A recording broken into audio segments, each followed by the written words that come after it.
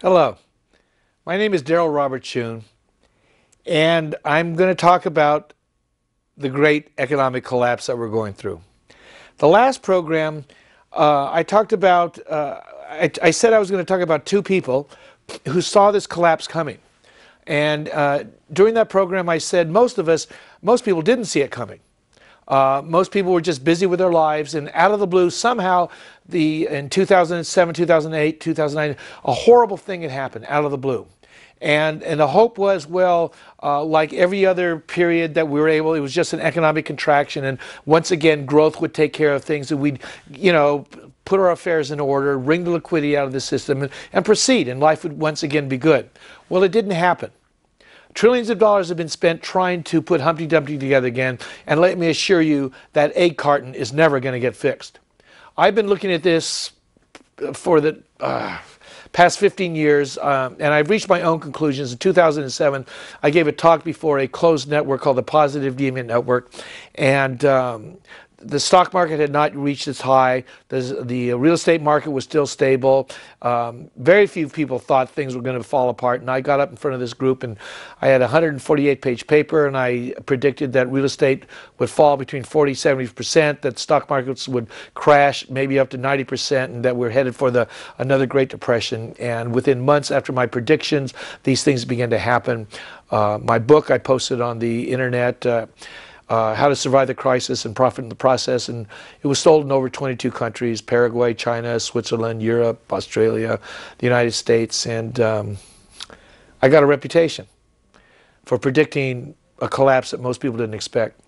Well, last time on this program, I talked about a person who did see it coming, Professor David Hackett Fisher, who wrote a book called The Great Wave, Price Revolutions and the Rhythm of History, and based upon 800 years of research, very detailed economic history, he said that we were in the middle of another great wave that was going to end the present era in the same way that all great waves end the existing era, in a total economic collapse and a social reordering. And Professor Fisher said the amplitude of change in this wave is greater than in any previous wave. He said we are in the sea change of change. Now, what he also said was, in every era that is brought to its knees, the succeeding era is of a higher quality. The Middle Ages was succeeded by the Renaissance. The Renaissance was succeeded by the Age of Enlightenment. This is when people really started to begin thinking for themselves. As wonderful as Renaissance was, it was still under the aegis of the Roman Catholic Church. Religious ideologies were very rigid. Stratification was still very rigid.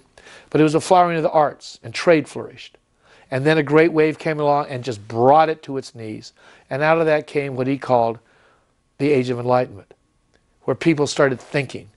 Thoughts happened, and mankind started waking up to a completely different world. Well, another great wave came along, flattened the Age of Enlightenment, and this was succeeded by the current age, which he calls the Age of Victorian Equilibrium. This age is now ending because another great wave started, according to Professor Fisher, in 1896. And we are in the fourth stage of a fourth wave collapse. And this is the fourth and final stage. All stages end of great waves end in the complete economic collapse of the existing era. This is what we are in right now. We are not in the beginning of the collapse. We are towards the end. These waves take anywhere between 80 and 180 years. All right? So we are in the end of this wave. And it is about to crash, and it is doing so as we speak. Now, according to Professor Fisher, what's going to come out of the collapse is another era that is, if other previous waves have shown to be true, the next wave is going to be stable. It's going to be of a higher order. It's going to be an era that we can't even conceive of.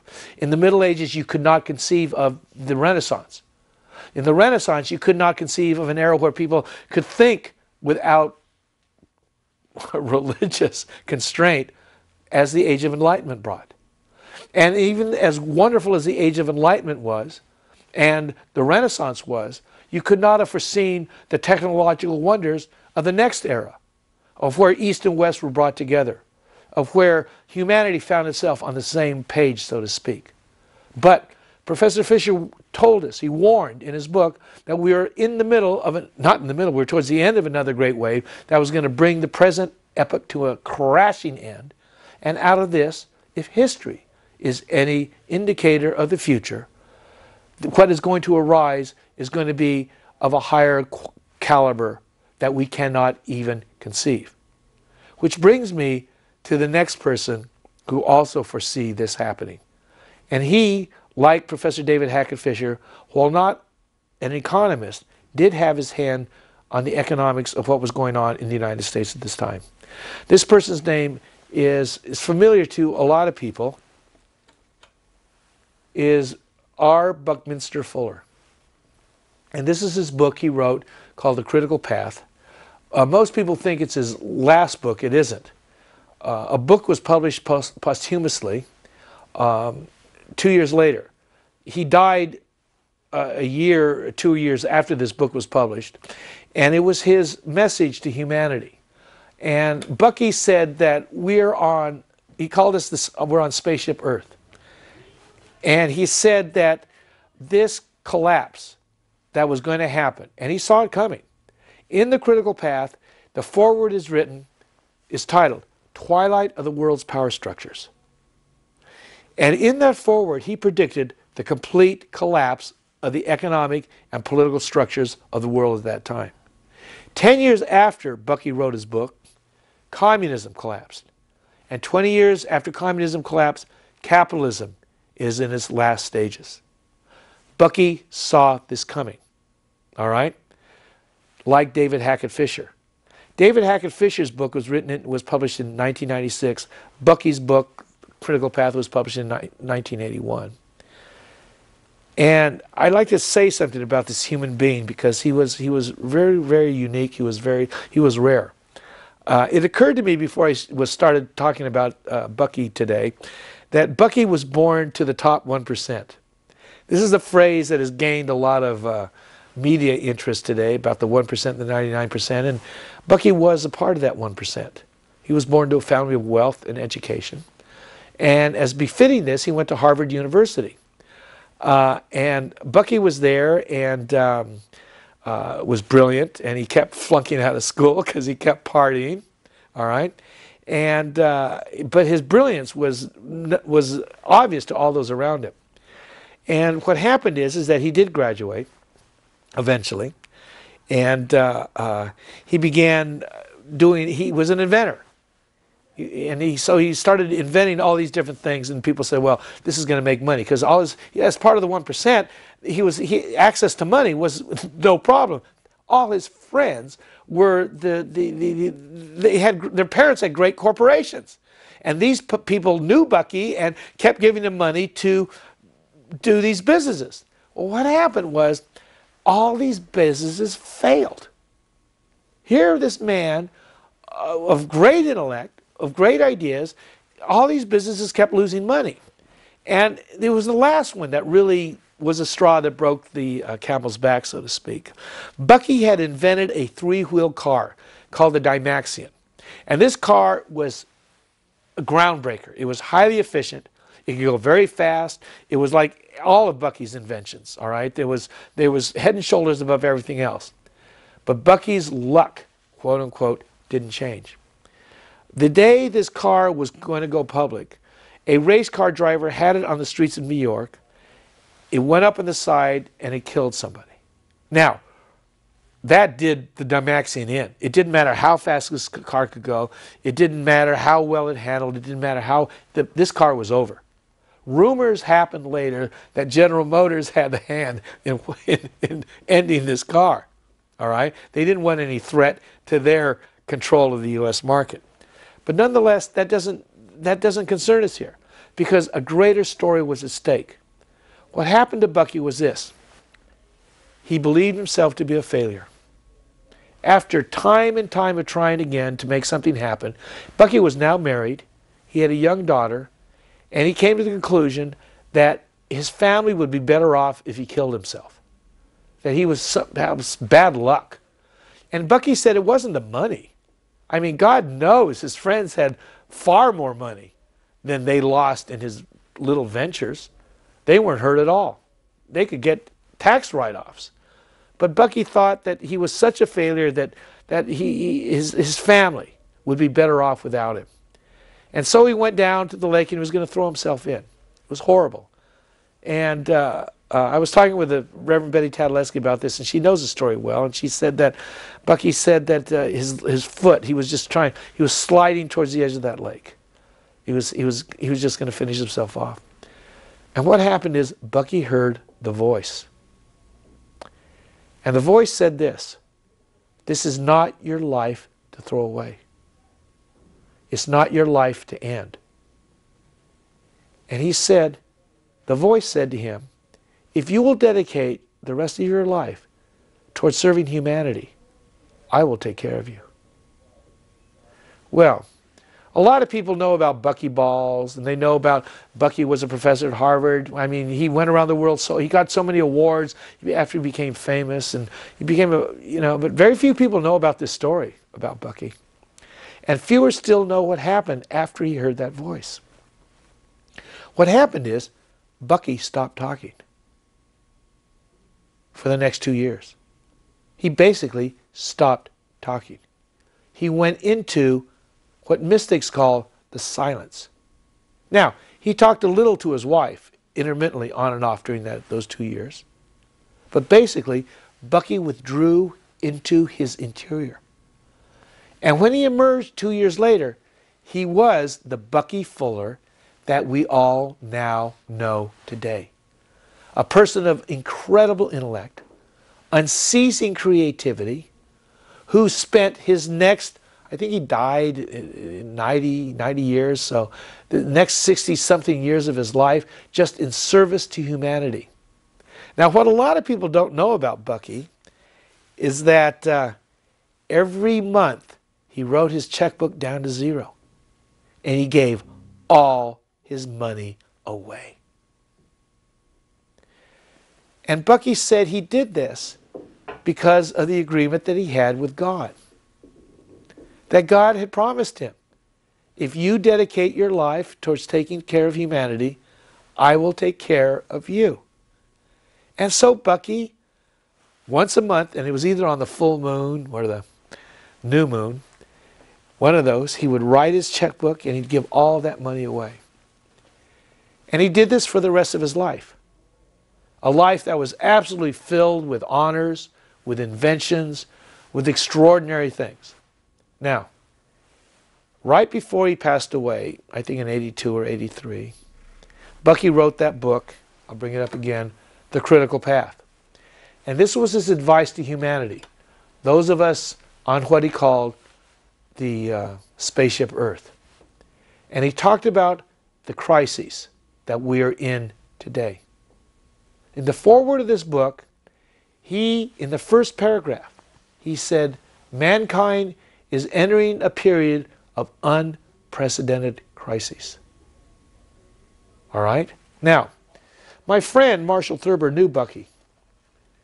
He followed him around for years, filmed him, taped him, and he loved Bucky. And finally got me to read The Critical Path. And I want to read what Bucky said about this crisis. All right? Twilight of the world's power structures. This is the introduction. Humanity is moving ever deeper into crises. A crisis without precedent. Now, Marshall was an optimist. He's an Aries. Likes things, to be better. Always the opportunity for a better world in front of us. And Marshall told me that Bucky chose his words very carefully. Bucky didn't think of his words as just words. He thought of his words as tools that were specifically to convey the truth he was attempting to convey. So when Bucky used the words unprecedented, he knew what he was talking about. And I told Marshall, the words, when he said unprecedented, Bucky already knew about the Black Plague. He knew about the 2 world wars. He knew about all of mankind's ups and downs throughout history, and still he used the words unprecedented. So for you, those of you who are watching this program, I want to tell you that Bucky said and described this crisis that we are just beginning as unprecedented. First, Bucky wrote, it is a crisis brought about by cosmic evolution, irrevocably intent upon completely transforming omni-disintegrated humanity from a complex of around the world, remotely deployed from one another, differently colored, differently credoed, differently cultured, differently communicating, and differently competing entities into a completely integrated, comprehensively interconsiderate, harmonious whole. Now, for those of you familiar with economics, Alan Greenspan was accused of speaking obliquely. They used to call it Greenspan speak. Well, Bucky could be accused of the same thing, but it's certainly not oblique. He used words that only he used, because only those words describe what Bucky was trying to convey. And in the paragraph that I just read to you, what Bucky said was this: we are entering a period of crises brought about by cosmic evolution. All right? Not about by expanding the money supply too much, or contracting it too much, or a crisis brought on by over-government regulation, or a crisis brought on by inept government regulation, or any of these myriad reasons that people will say why we're in the present crisis. Bucky said this crisis that was going to come was going to be a crisis brought about by cosmic evolution. Do you get that? That the universe is moving forward and evolving, and as a part of its process of evolution, a crisis of unprecedented proportions is going to occur. He went on to say, this cosmic evolution is going to transform humanity from its present state of differences based, different colored, different credoed, different communicating, different ideology, different economic base, into, from a competitive structure, into an interconsiderate, interharmonious whole. In the next paragraph, Bucky says, we are in an unprecedented crisis because cosmic evolution is also irrevocably intent upon making omni-integrated humanity omni-successful, able to live sustainably at an unprecedentedly higher standard of living for all Earthians that has ever been experienced by any, able to live entirely within its cosmic energy income instead of spending its cosmic energy savings account, fossil fuels, or spending its cosmic capital plant and equipment account, atomic energy, the atoms with which our spaceship Earth and its biospheres are structured and equipped, a spending folly no less illogical than burning your house and home to keep the family warm on an unprecedentedly cold midwinter night. Bucky said that this unprecedented crisis is going to end up at a higher level of prosperity for all humanity. This sort of reminds me of Jesus' words, I came that you may have life more abundant. Bucky believed those words. And Bucky said the universe is intending on delivering that to us. That is the purpose of this crisis. What Bucky said is throughout history, power structures will never give up their power or their secrets until there is no hope left, and they were forced to do so. Bucky said that humanity already has within its technological bank and knowledge base enough information to transform the planet, to take care of all humanity at a level we have never, ever experienced. This is what this crisis is all about. This crisis is intended to wrest political control away from the elites that now control this planet. Bucky was born to the 1%. He was a part of the 1%. Now, what very few people know is Bucky wrote another book that was published after his death, and it was called The Grunch of Giants. And it basically means the global heist of wealth by these giant corporations. Now, my friend Marshall told me about this book, and he recommended I read it. So I went up on Amazon and I Googled it. You could do it too, The Grunch of Giants. And what I found out was there was no books of these around, at least through Amazon. There was some collector's copies of $250, $300, $400, $500, all right? But this book was out of print, and I couldn't get it. So I told Marshall, I can't get the book. And he says, well, if you can't find it, I'll send you my copy. And he had a pre-publication copy of the book dedicated to him by Bucky Fuller. I told Marshall, I said, you shouldn't risk sending that copy in the mail to me. All right? It's not worth it. So Marshall called me back, and he found a copy of the book that you can get it at, I think. It's at www.bfi.org. It stands for Bucky Fuller Institute. All right? bfi.org.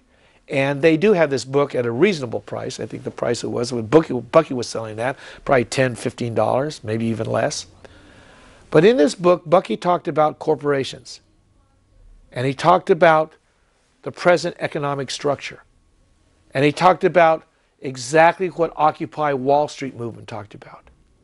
He talked about this great cash sucking up of the world's productivity and wealth for the 1%. And he said this is going to end. And indeed, this is where we are today. Bucky saw this event happening 1981. That is 30 years ago. We are entering right now the crisis that he talked about. And let me assure you, when he used the words unprecedented, he wasn't describing what has already happened. All we've had is another mild replay of the Great Depression without the bottom falling out. What we are about to happen is to have the bottom fall out, the walls collapse, the roof go off. But what we're going to be left with at the end is not only the destruction of the present era, we're going to be left with the foundation of a world that we have never seen the likes of. Bucky knew we were in not just an economic collapse. Bucky knew we were in a spiritual revolution. That's why he said this unprecedented crisis is part of a cosmic evolution designed to transform humanity from the hell that it has been into the heaven that it is going to be. No longer will we be at each other's throats fighting for resources that are not scarce, fighting for what one has so another can have it. We will be sharing a planet of a vastness and a love we cannot yet even imagine.